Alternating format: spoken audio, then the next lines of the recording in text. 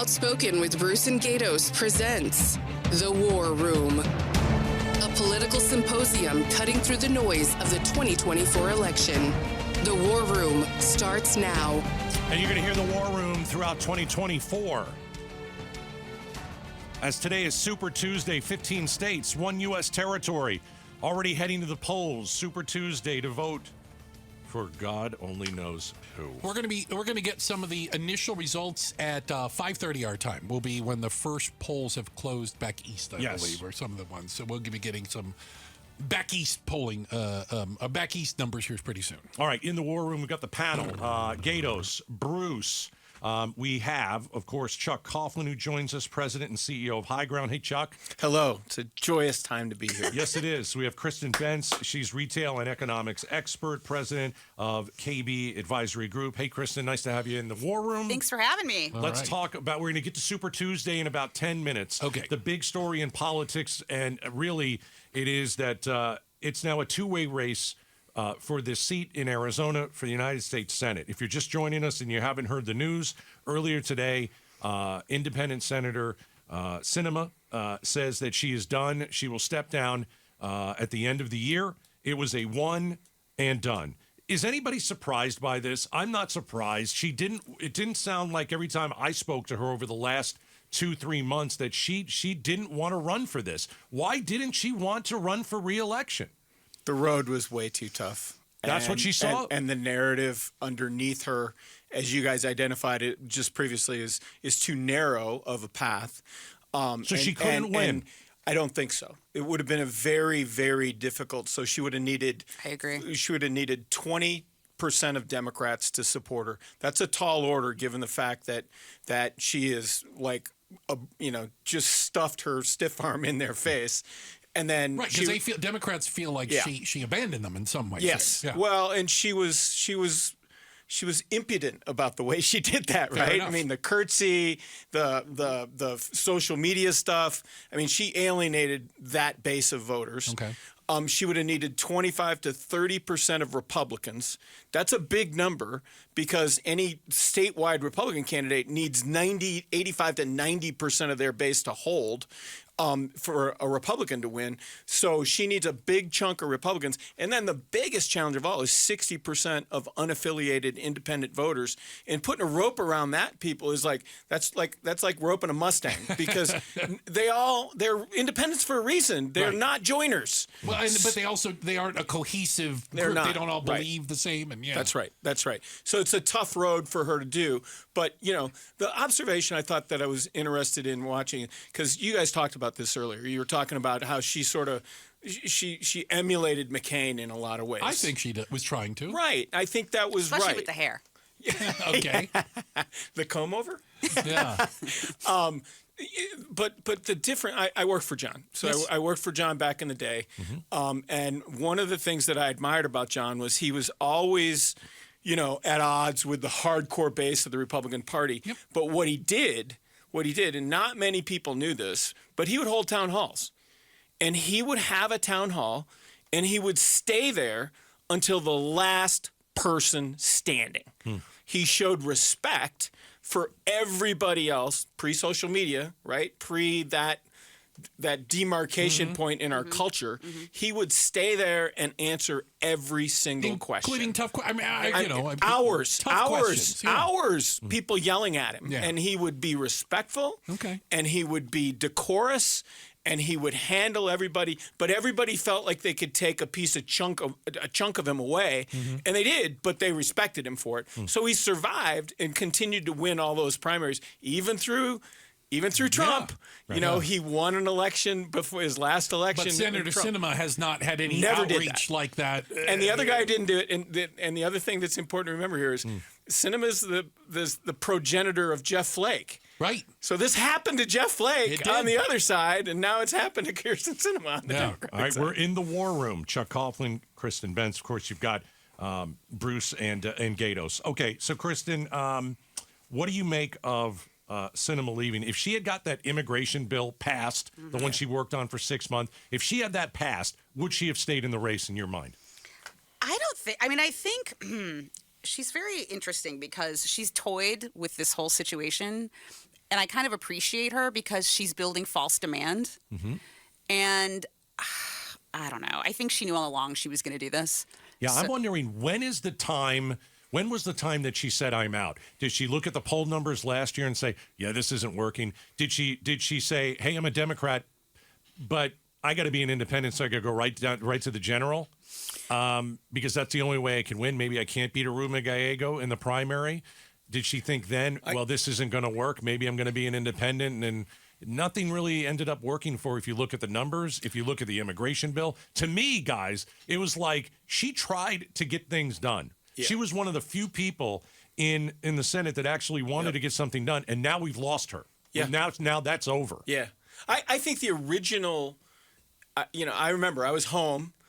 I was recovering from surgery, and I get a call from you guys I'm reading the phone. When was this? This was when she announced her independent. when she was going to leave the Democratic I'm literally Party. waking up at like 4:45 in the morning because I can't sleep because of surgery, and I'm reading the phone, and I'm like, it's you guys. I'm reading her the piece that's announcing this, and you guys call and you go, hey, you want to come on at 4:45 or 5:50? And I'm like, oh, I said, fine, I'll go get coffee. And so we went on. But I remember thinking at the time, it was the right move for her because there was no way she could win a Democratic primary. It was staking out at least a ground that she had the potential to win on. She got great advice. I think she got great advice. What was the advice?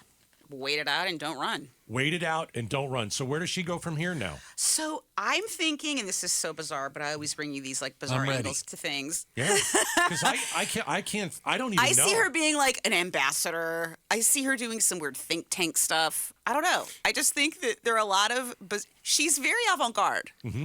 You got to give her that. Agreed. Bruce is going to jump in here. No, I can see her little face. Absolutely, she is. Yeah. So Jeff Flake became the ambassador to Turkey. That's what I'm under saying. Biden. I had to look that up today. I wasn't sure. Where did that guy go? What happened to him? I had to look at his Twitter. He goes, ambassador to Turkey. You're like, no, you're not. Come on. What happened to Jeff Flake is he couldn't win. No. And that's, I remember the phrase. Same conclusion. Same here. The phrase that Flake used with us was, there's no currency in compromise. And I would say that today it's even more true than when he said, basically, we're not here to govern. We're here to throw mud at one another. Let's go into that. We're in the war room, and it's a Super Tuesday.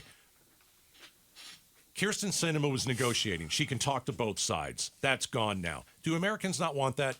Do Americans just want gridlock? Do we want nothing to be done on the border? Do we want nothing to be done with anything? Is that where we are? Because she's the only one that went in there and said, okay, I'm going to fight you guys. It's what our system gives us right now. That's it. We're broken. It's a systemic. It's a systemic problem, and I'm going to get a little self-promoting here in a minute. I'm ready. But it's a systemic problem with the fact that 15% of Democrats show up in the primary. They make 100% of the decisions for everybody. Yes. 15% of Democrats make all the decisions for everybody, and on the other side too, 20% of Republicans. So 35% of the electorate is making 100% of the decisions about everybody. Because now remember, legislatively, so our culture of American politics is the House of Representatives in Washington and every state legislature. All of those people are elected at district levels. This is going to blow everybody's mind. I'm ready. I'm ready. This is blow your mind. 80% of those people get elected outright in a primary. Right, with they face no general election competition because of what everybody bitches about. Well, you call it gerrymandering. I call it the Civil Rights Act in 1965, which required communities of interest to be held together. But it is what it is. Yeah. But 80% of these people, I've had conversations with legislators when I'm like, hey, you know that the governor, my issue got more votes in your district than the governor did. And the legislator, it's John Kavanaugh, who I love. He's a New York City transit cop. Looked at me and goes, I don't care about general election voters. I only care about primary voters. I don't have to get to general. Boom, the light went off. I'm like, okay. So that is the systemic problem. Agreed. All of these people are elected. The president's elected. Senators are elected. That's why we had a compromise on immigration in the Senate. But everybody's elected on a statewide basis. But if you're elected in a district election, your consumers, your customers are those primary voters. That's all you care about. Right. And so the system's broken. He's Chuck Coughlin, president, CEO of High Ground Consulting. She's Kyrsten Benz, retail economics expert, president of KB Advisory Group. We're going to pivot inside the war room. Coming up next, we're going to talk a little bit about Super Tuesday. Is there any drama in this? And what are you guys looking for? We're digging into it next right here. Outspoken on KTAR. The War Room. Insight and analysis of the 2024 election. KTAR News 92.3 FM. And welcome back to the War Room. We're joined in studio by Chuck Coughlin, president and CEO of High Ground Consulting, and Kyrsten Benz, president of KB Advisory Group. They are two of the members of the roundtable, along with Gaydos and myself. And we are transitioning from talking about Senator Sinema deciding not to run and the impact that has on Arizona, to it is Super Tuesday. It is primary day. And, I don't want to bury it too much. There isn't a ton of drama. Exactly. I think it's fair to say that we know who the R's and the D's will be choosing as their candidates. This is a second anniversary date, right? It was like maybe third or fourth. Yeah. It's like, oh, it's nice to see you, honey. But that doesn't mean there aren't stories. And it strikes me that maybe the biggest stories are, is it the percentage that they're going to win by? Is it the secondary candidates? Is it third-party candidates? Is it the none of the aboves? And what does that say about the electorate? What are you seeing today, Kyrsten? What am I seeing today? Well, I don't know. I just think it's... You and I talked about this last time I was on your show about what a snoozer it was, and so we're not going to... I wish I could be so academic and tell you a lot of really fabulous details. But it's the two people. Right. It's the two dudes. We know who's going to end up. The two Jakes. So what we're looking at is underperformance.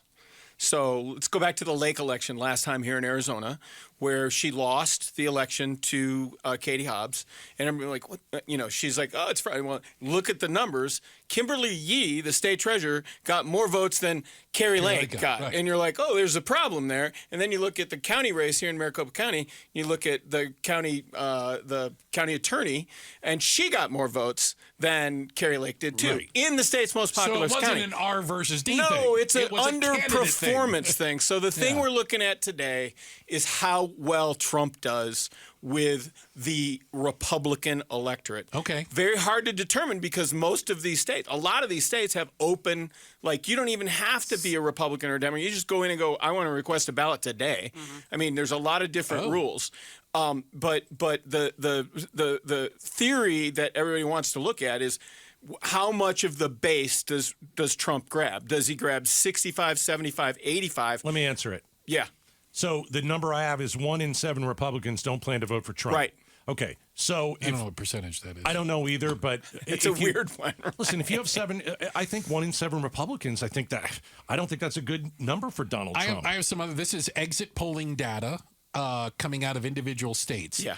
And here is the top line: Republican primary voters who will not support the GOP nominee, regardless of who it is. And you've got certain states, right? Number Carolina, 35%. That's a big number. Virginia, 36%. That's California, a problem. 33%. That's a problem. So a third of voters in North Carolina, Virginia and California say they will not support the GOP nominee. These are Republicans? These are Republican primary voters. So then take that through the next filter. The next filter was what's a swing state? Which swing states should we be looking at? Good point. I can answer that too. There you go. Arizona, Pennsylvania, Wisconsin, Michigan, Georgia. So translate that, because those are going to be close states in their elections where a incumbent Republican president is not getting that aforementioned 85 to 90% of their base that's people are walking away. And that's the first sign. And then the second sign is unaffiliated voters. How do unaffiliated or independent voters, as we call them, how do they behave? But they're not behaving exactly, at least some of the polling, than they were 4 years ago. Is that fair? I don't know about that. I don't know. I'm waiting to see that. My suspicion, so, I'm a history guy, so I just know Arizona. I don't know the rest of the country. But I've known in Arizona that since 2016, not a MAGA candidate on a statewide ballot has won a plurality of unaffiliated voters. Fair. Right. Kyrsten won them in 20. President Biden won them, and Kelly won them in 20. Kyrsten's 18. He's 20. 22, it was Hobbs and Kelly and the rest of the Democratic ticket. And so down to Yee, the aforementioned Yee. Right. And so you're like, okay, there's a problem there in translating the MAGA message to those unaffiliated voters. So we're inside the war room, and we're talking about Super Tuesday. So just to recap, a couple numbers that have popped up. If we're looking at problem areas for Donald Trump, we've got 3 states, a third of Republicans in those states. Make sure I got this right. Yeah. Third of Republicans in those 3 states that we talked about, they don't want to vote for Donald Trump. Right. Okay. The other They thing, say the Republican nominee, which I think we can all... which is Trump. Okay. Go ahead. And to be fair to Trump, a lot of those voters could be Democrats because a lot of those states, this is a weird thing, a lot of those states, you don't have to be a registered Republican to vote in a primary. You can simply go primary. and ask for a ballot. So it is going to be Trump. So why don't we end on this? Nikki Haley, is this the last run for her? And Kyrsten, do you like Haley? You're more on the conservative side. Do you like her? And if so, what about her do you like, even though we think most likely she's going to drop out? Well, I think she's absolutely done. She has no events planned post today. Money might not be coming in again. Well, here's the thing. I think she has a lot of funding from various deep left donors. Okay. So I don't think it's necessarily a money thing. I think they know that she can't win. Well, why would you fund her if they think she's going to lose? Just because she's out there pummeling Trump every time she can? She's trying to pummel Trump, but remember, it's become very divisive. So I look at presidential candidates like I look at stocks. So you can't get emotional about it, right? So Donald Trump is like the Walmart. Okay. Makes a lot of money. Yep. You may be in your pajamas shopping for ice cream. You may be kind of disgusted by this consumer, but everyone lives within 10 miles of a Walmart. Okay. So his support system is vast. It may not be what you like, right? So that persona of voter really is divisive between Trump and Nikki Haley. So she's really trying to branch out and distinguish herself. And yes, I love women in politics. I love Republican women in politics. I don't think she has a chance. I think those heavily funded donors know that, and they're going to withdraw their funding from her, or both their support and their funding. This is the War Room. We get together a group. We're excited to have Kyrsten Benz, Chuck Coughlin in studio with us as we react to Super Tuesday, where we're going to be getting some of the results. Some of the states are getting called as we are sitting here. We'll share with you all that information. And we're going to talk a little bit more about Senator Sinema, soon to be former Senator Sinema, and what's next for her? Could she be a power broker in the state of Arizona? And also, the people that were going to vote for Sinema, now she's not running. Where do they go? That's what we're going to talk about. Where do they go? Next on the War Room. Outspoken with Bruce and Gaydos presents The War Room, a political symposium cutting through the noise of the 2024 election.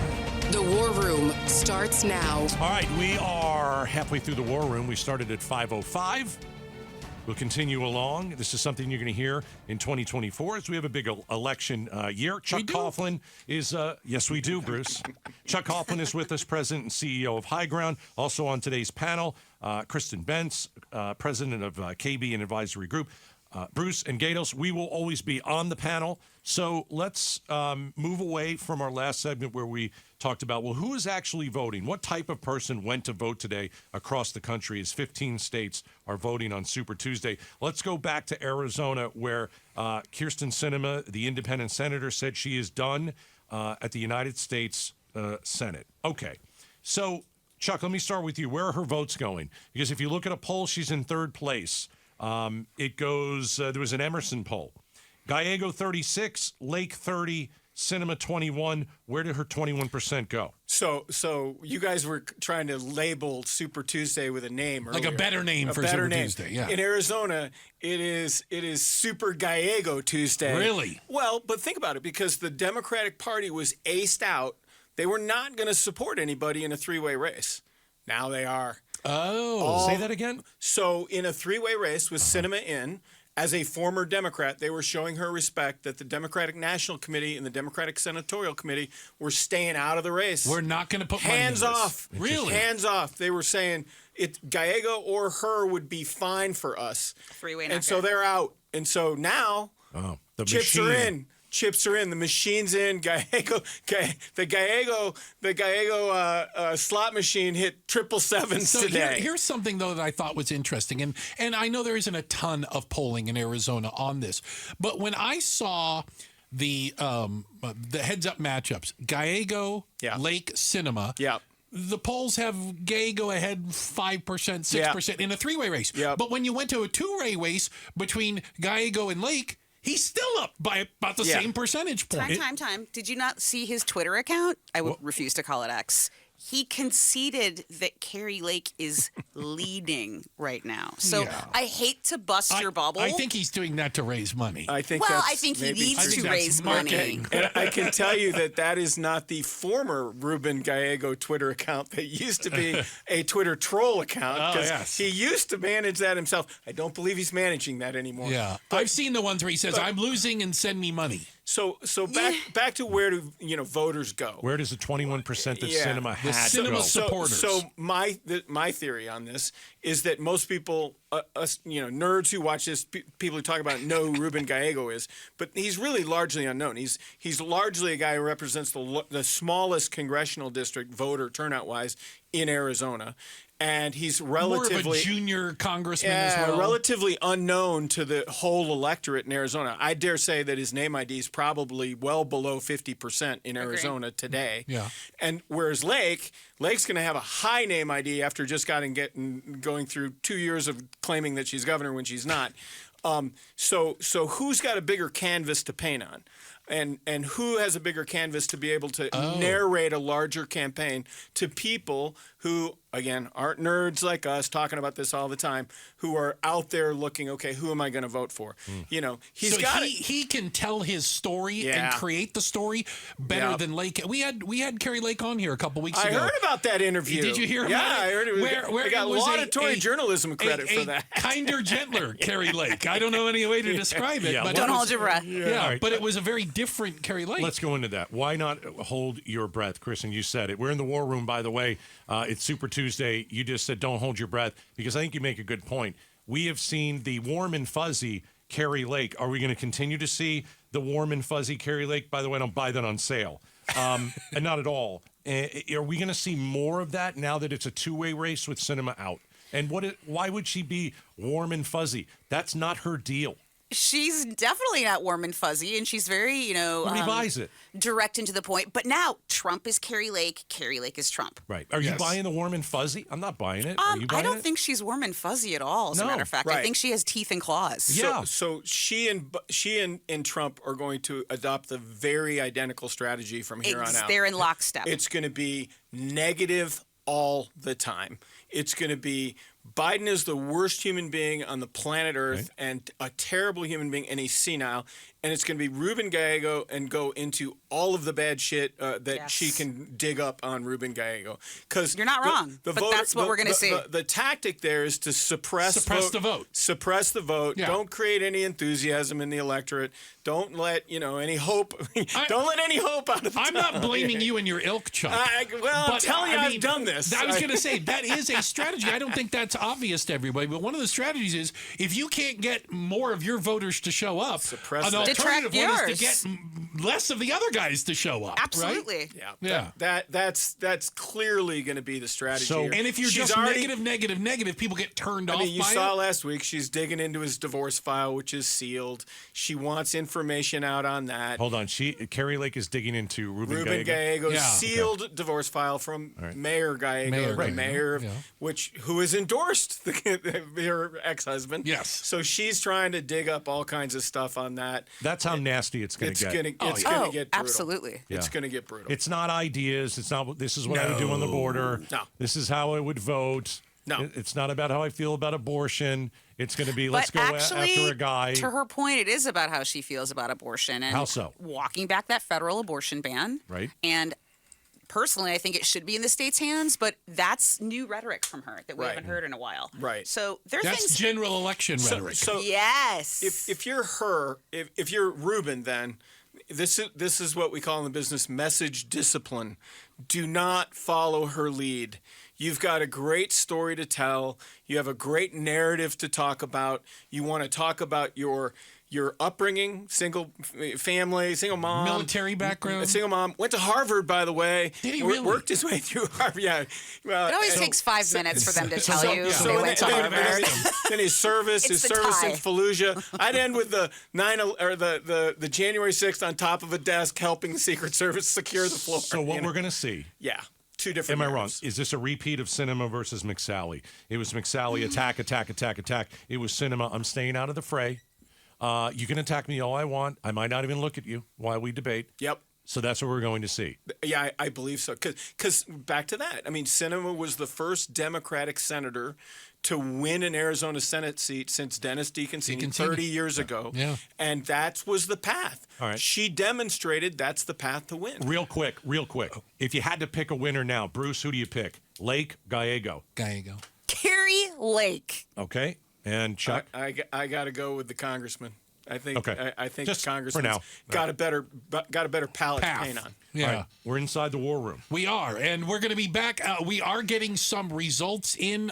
Virginia has been called. Vermont. We got some of the East Coast states on Super Tuesday. We're going to give you those details and let our panel, our war room panel, react to some of the results coming in. It's up next on KTAR. The War Room. Insight and analysis of the 2024 election. KTAR News 92.3 FM. Happy Super Tuesday for those who celebrate. This is the War Room. We've got High Ground's Chuck Coughlin in studio. We have KB Advisory Group's Kyrsten Sinema in studio. Hello. We put together a group of people to discuss the election politics news of the day. We just finished kind of a Kyrsten Sinema portion, Gaydos. We are getting results coming in now. As polls are closing in states all across the country on Super Tuesday, obviously starting more on the East Coast. Yeah, 15 states, 1 U.S. territory voting today. I mean, what I see already is Trump wins Virginia and North Carolina. Biden wins Virginia and North Carolina. What a shocking development. Yeah. So the wins were not in question, and we all agreed on that. Right. But the how much you win by, because we're looking at Virginia right now. 65 to 30. Can I round? 65 to 33. Put my glasses on for this. Trump Haley. So 33% of Republican primary voters or others didn't vote for Trump. Right. How concerned should Trump be about that, as opposed to how concerned Biden is against between 5 and 10%? You're seeing other candidates, Marianne Williamson and Dean Phillips. Bless her heart. Where Biden is, that's where you want to be. You want to have those 85, 90% victories in a primary to shut it down. What this is continuing to show is an underperformance on Trump and a potential vulnerability if in an election with a moderate turnout or a higher election turnout. This is good news for Biden, bad news for Trump. But because again, you need 85 to 90% of your base to come support you. What Haley is demonstrating is there's some weakness underneath Trump's base. Then why do She's done though? Why do all the national polls have Trump up? I mean, all of them. Yeah. You go to the up by 3 to 5%, kind of in that range. How can those two things exist? I have a theory about that. My theory is that people do not want a rematch and are just committed to saying, do not give me that. No celebrity deathmatch? Yeah, and so they're just saying, I'm not going to vote for Biden. Trump voters are going to be Trump voters. We know that. But I don't want to vote for Biden. And so there's this fatigue going on that will be, manifest itself in some reality at some point that this is what the deal is. I think it all comes down to the 1, 2, 3, 4, the 5 states, right? Yep. The actual swing states. Mm-hmm. Yeah, because I think you can probably predict most of these states, how it's going to go. But you mean California's not going to vote for Trump? But what will happen in Georgia? Certainly very close last time. What's happening in Arizona? I can't see Donald Trump losing Arizona. He's not. Way Joe Biden wins Arizona with the border the way it is. All right, How? You're buying me dinner, right? You're buying me dinner if I'm right. An hour later. I got to tell you, after November. No. Yeah, I got a wager. I think Biden's going to win. Do you think he's going to win Arizona? Yeah. All right, Kyrsten, how does Trump lose Arizona? And this is not a MAGA state. We already know that. Correct. We're purple. We didn't vote for Trump the last time. And that's not really fair. I mean, he lost by 10,000 votes, so people did vote for him. But I don't get how Biden could pull this state off with how he's destroyed the border. He can't. He can't with the border and the economy. And I will just leave you with this one little nugget. What do you mean the economy? I mean, everything is about the economy and the border. Right, so right. there was this hilarious little Twitter that Cookie Monster put out. And he goes, me no like shrinkflation. Yeah. When you have Muppets talking about economics, that's in everyone's bedroom. That's in everyone's pillow. That's in everyone's car on the way home from school when they're gassing up their car and going to McDonald's, which costs the same as Seasons 52 for a burger. So you have the economy, and then you have the border, and things aren't safe. Okay. I'm buying all that. That's all Love it. very good points. Those are solid running points. That's my story. We are in March of 2024. Are you saying that a lot could happen between now and November? I'm going to say the State of the States, but the State of the Union speech is 2 days away. There's going to be executive action on the border if they fail I can't wait to for act that. on that. He will do that. I'm going to concede that, letting 4 million people in his term was a failure. Yeah. But he will stop that. He will stop that. And then secondarily, you're going to get a rate cut.